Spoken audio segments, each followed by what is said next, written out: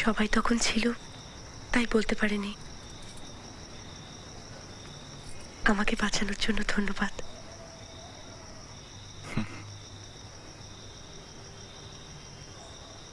মাসিমা আপনাকে খুব ভালোবাসে না?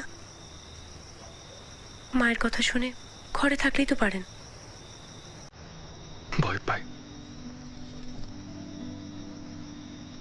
যখন আমি ছোট ছিলাম তখন এদিক ওদিক খেলাধুলো করতাম।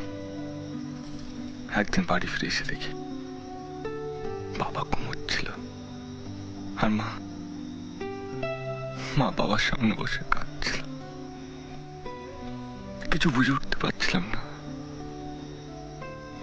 তখন একজন এসে বলল, তোর বাবা মারা গেছে। আমি মাকে ওরকম কোনোদিনও কাঁদতে দেখিনি। মাকে ওরকম ভাবে কাঁদতে দেখে আমার কিরকম যেন ভয় লাগলো। তারপর এক ছুটে পালিয়ে গেলাম। তারপর থেকে আমার একটাই ভয়, জানো, আমার মনে হয় আমি যদি কোথাও বেশিক্ষণ থাকি না, তাহলে একটা বিপদ ঘটে যেতে পারে। ভয় থেকে পালাতে আর নিজের আনন্দকে খুঁজতে সেই থেকে আমি ছুটে চলেছি।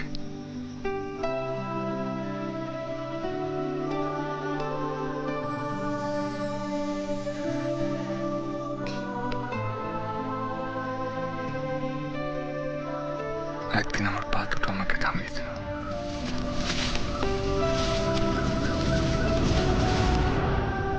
সেই দিন আমি প্রথম দাঁড়ালাম।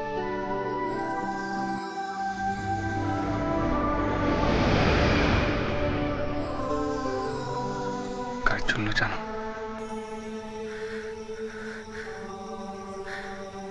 তোমার জন্য।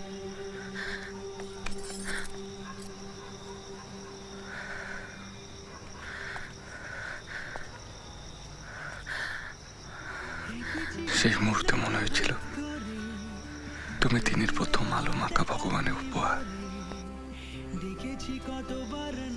ভালোবেসে ফেললাম তোমাকে।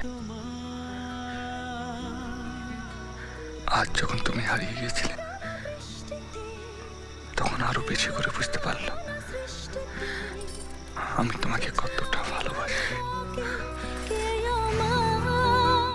সেদিন দেখা হয়েছিল, সেদিন দেখা হয়েছিল, আজও পারিনি কিছুই বলতে যে তোমার